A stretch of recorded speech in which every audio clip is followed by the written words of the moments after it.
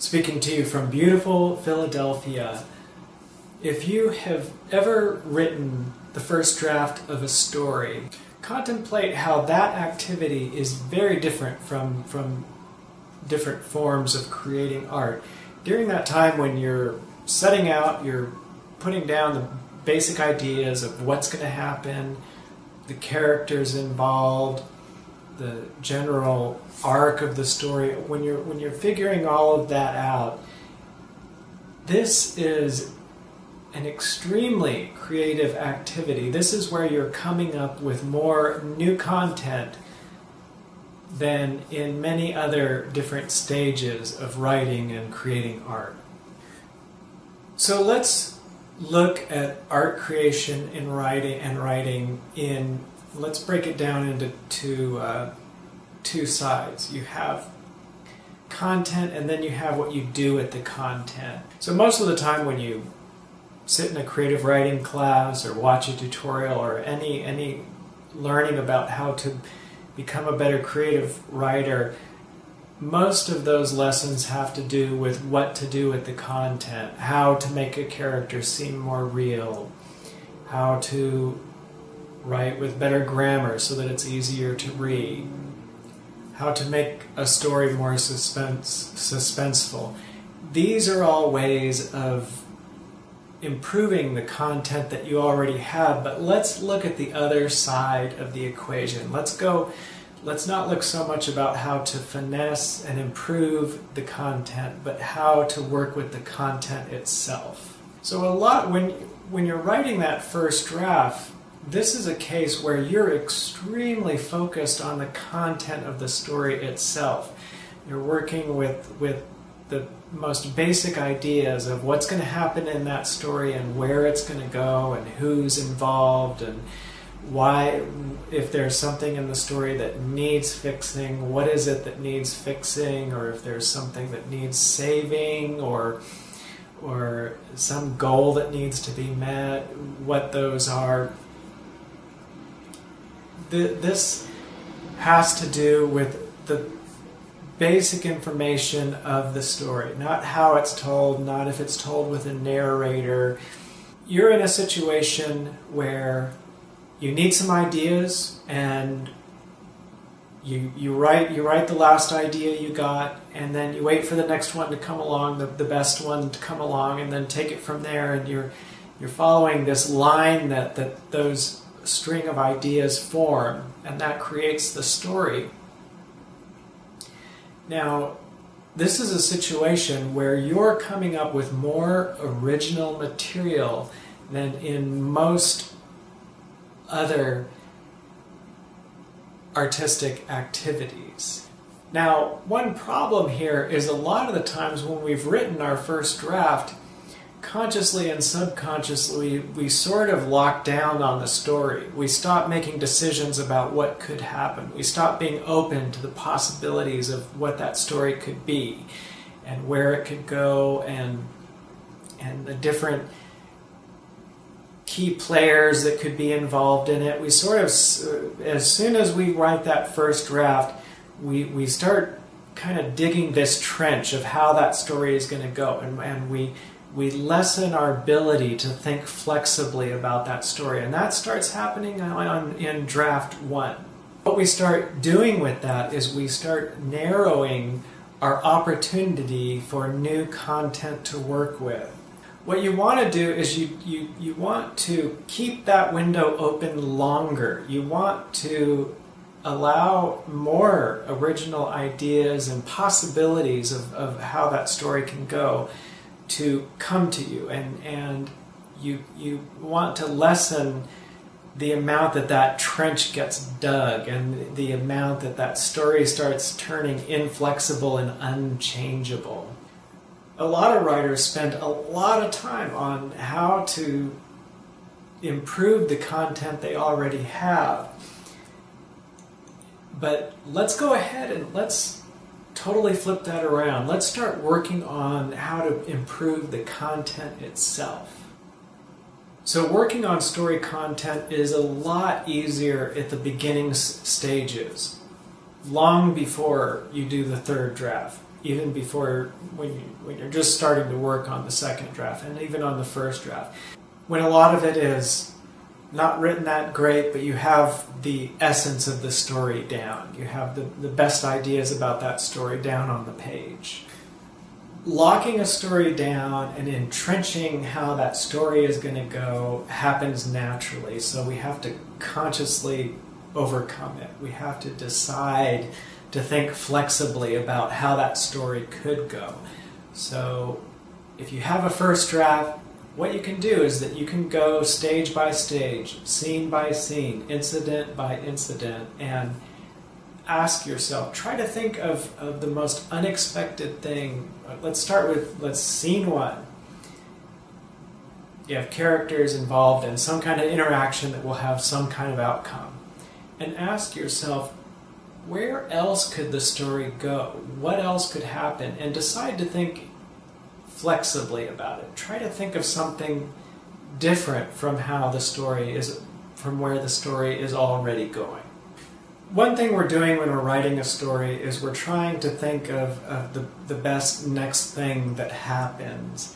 And that's great, except we're thinking of terms of whether or not something will work in the story. And that limits our outlook of the possibility of the things that can happen. And what we want to do is expand our outlook on the possibility. And this will give us a lot more information to work with creatively. So instead of trying to think of the next best thing that can happen, think of all the different things that could happen and stay open. If you think of one of your characters doing something and your mind protests and says, well, but that will take that isn't where I want the story to go. Still entertaining those different possibilities informs you about what your characters are all about, what their needs are, about what the different factors involved in what is going to happen in the story, who's going to die, who's going to find the chest of gold, who's going to recover from cancer. Just try this as an exercise.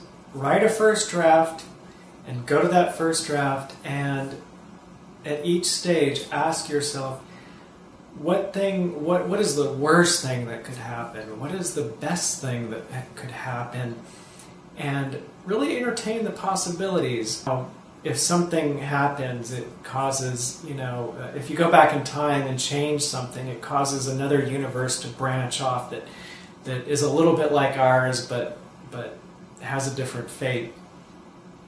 Imagine that the story you're working on has these little branches reaching out from it of the different possibilities of where that story could go. What we are doing every time that we make an attempt to entertain a different possibility for where our story could go, we open up that window again. We get new information that we can work with and use, no matter what we decide upon in the long run. I know every time I try this approach, I'm rewarded with my characters saying funny things I never otherwise would have dreamed they could have said. I'm rewarded with really new realizations. The thing is with possibility is that there are, for every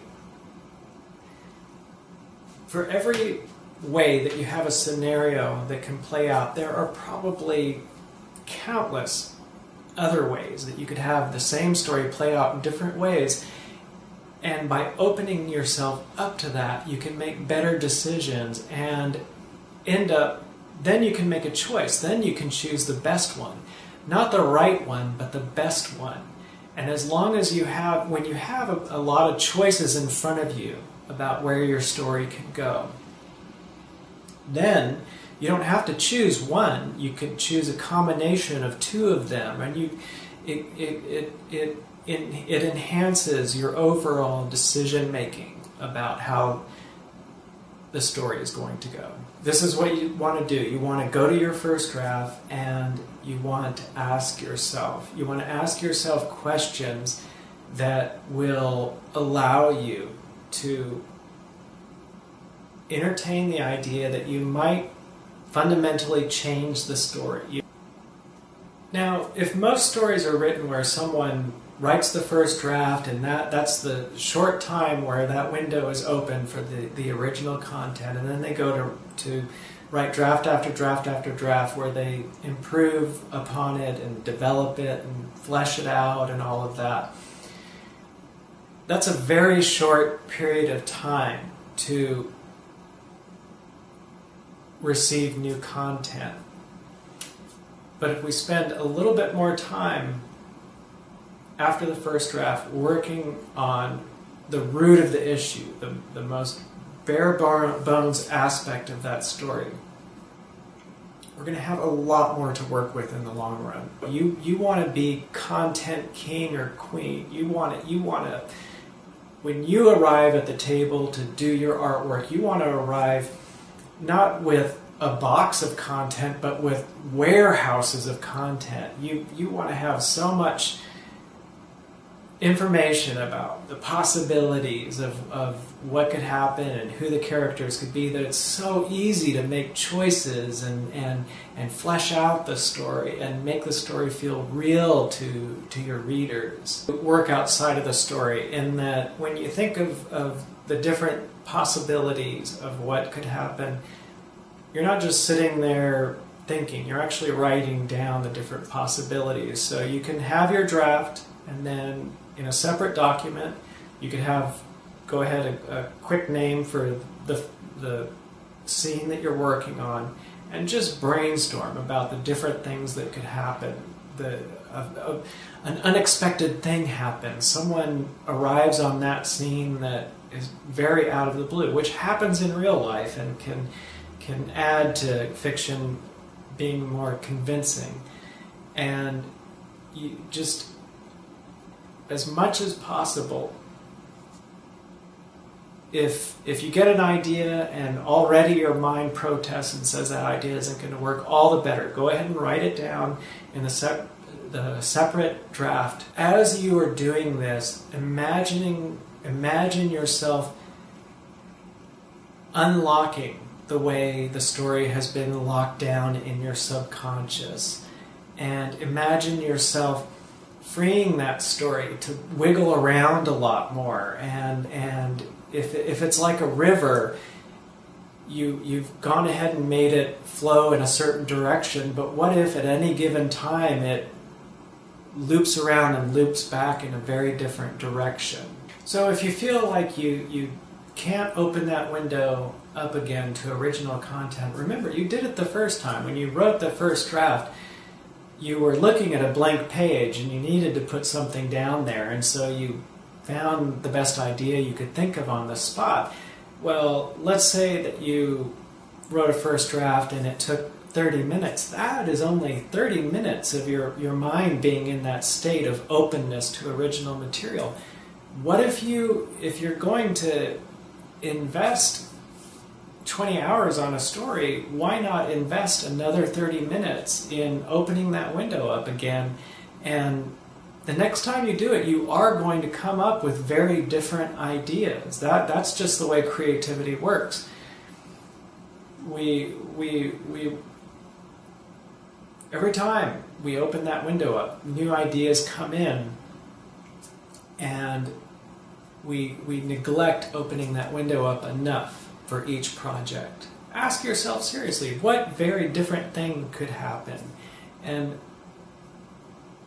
just pretend that page is blank and you haven't already figured it out, and you need to figure it out again, and you need to come up with different possibilities, and let that river form in different directions. When our subconscious starts locking down the story as we write that first draft, one way it does so is that subconsciously we feel like we've already come up with the best way that story could ever go, when that is just absolutely not true.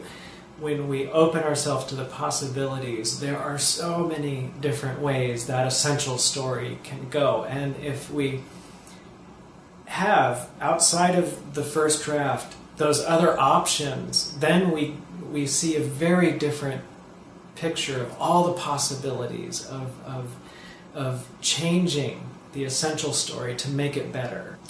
Every year they have new blockbuster films that come out, and many of them, now if you've ever waited till the end and watched the credits, there are hundreds of names. There are hundreds of people involved in these films, involved in developing the essential content of that story, of dazzling us with these special effects and the great talent that actors are used to convey the lines. And also what happens is that there are a lot of these blockbuster films that fall flat, that we forget about them a few hours after we watch them. Now, if there's a story where there's just twice as much effort put into the essential story, that is what is going to cause us to remember that story. That is going to cause us to want to revisit that story. It's the essential content of the story. It's the story at its most basic level. And as important as it is to develop a story and to see it finally realized in a beautiful film, wonderfully acted, those are all wonderful things, as long as it isn't to the neglect of the essential story, what that story actually contains. And remember, no matter what stage your story is at, you could be on the 5th draft. It's never too late to loosen up the psychological lockdown on that story. The phrase, kill your darlings, it means something. It means that at any time you should be willing to rip out a section of that story and lay down new road, lay down new foundation, remake the entire part of that one part of the story from ground level to rooftops. It happens with me in dialogue. I love writing dialogue, and my characters, that's how they come to life, is when I'm writing them talking back and forth. And I'm working on the 9th draft, and all of a sudden it occurs to me, oh, the story doesn't have to go that way. You can have these different things, completely different scenario that my characters go through to arrive at a later stage of the story. And it's going to be so much better. And goodbye to all that dialogue that I had so much fun writing, and gotta let it go and have the willingness that, the hope that my imagined characters are going to come up with dialogue that it's just as much fun for me to write. It's just going to be different because they're going to be in a whole completely different scenario. So when we're first getting out of the habit of locking down a story at the most beginning stages, it's helpful to go ahead and write down some of the most absurd ideas of what could happen. Let's say that you're writing a story about a bank robbery, and the bank robbers are trying to get everyone in the bank to quiet down so they can rob the bank. So here you are doing the exercise. On that other piece of paper, you need to write out 3 other possible things that could happen. And you're like, I'm just not thinking of anything. Okay, think of the most absurd thing. Okay, a tornado hits and tears out one of the walls of the bank. Now you know this is absurd and it's not going to be a convincing story and you're not going to use it. But it gets you thinking, well, okay, what if the power goes out? Okay, but how, why? Why would that even happen? Okay, what if when the bank robber blowing up the safe also takes out a main power line, and this causes the power to go out, and this makes it so that the bank robbers are trapped for you figure it out. But do you see where I'm getting at? By even if you entertain absurdities, it loosens up your creative mind. You want to open yourself up to possibility, and in order to do that, you need to shake up the tendency to go with what seems right and entertain absurd possibilities, because they will greatly help you to make better plot decisions. This kind of work most often will help your story take on whole new dimensions. You could tell basically the same story, but just for the fun of it, you could have the main villain have a terrible time. Everything wrong happens to your main villain, and this is kind of one of the underlying themes in the story. And you haven't changed the essential story that much, except that every situation also comes with it. Just your villain steps in a bucket, your villain falls off a ledge, and you have the same thing happening. You know, your villain at one point might build the roadblock that keeps the hero from escaping the burning city, but there's also this other dimension happening. So when you're opening up that possibility, you're also giving yourself a chance to add extra dimension to your story. When we write a first draft, appreciate how wonderful that state of mind is. You are in a frame of mind where you are coming up with more new content than in most other states. And it's basically like the one point when you're discovering gold. Now the rest of writing and artwork is what you do with it, what you shape it into, how you invest it, so on and so forth. But think about how precious the creative state is, where you're actually digging up new material in the first place. I'll give you an example of one way I practice this approach to writing. So I have titles for each. I'm doing a story in episode forms, freely viewable at solomation.com. And I have titles for each one. Now, every time I do draft work on one of the episodes, I try to come up with a whole new title. I forget the other ones, and I have it written. They're written down on documents. I don't just sit there and think and then go on with the rest of my draft work. I actually keep them, and they're in a list outside of the actual episode I'm writing. I don't think there has ever been a time where the first title I came up with is the one I've kept.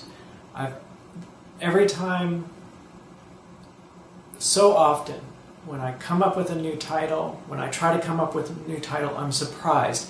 Exactly as surprised as I was the first time I tried to come up with a title. The joy of coming up with a new story, the first draft, is the joy. It's a surprise to us. Oh, this is a great idea. We can use that. You don't have to say goodbye to that state of mind when you start your second draft. When you ask yourself, well, I need to come up with what's going to happen next. I've already done that. So go ahead and try to come up with something different that could happen next in your story.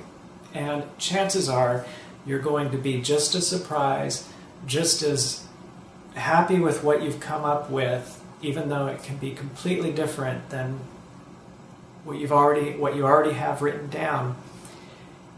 And on top of that, it's going to greatly inform what you do have already written down. So even if you don't use it, you've just improved your ability to think about how you could improve the story that you already have written. A very well-developed story could dazzle us. But if you want to get your readers in the gut, then you want to work on the most essential storyline. Eventually it becomes habit to where you don't automatically start locking a story down, and to where you do automatically change a story at its most essential level. Another thing you could do is you can look at a scene in your first draft and get an idea about where that scene is going. Let's say that your hero is trying to accomplish something. Let's say your hero is trying to break open a locked door.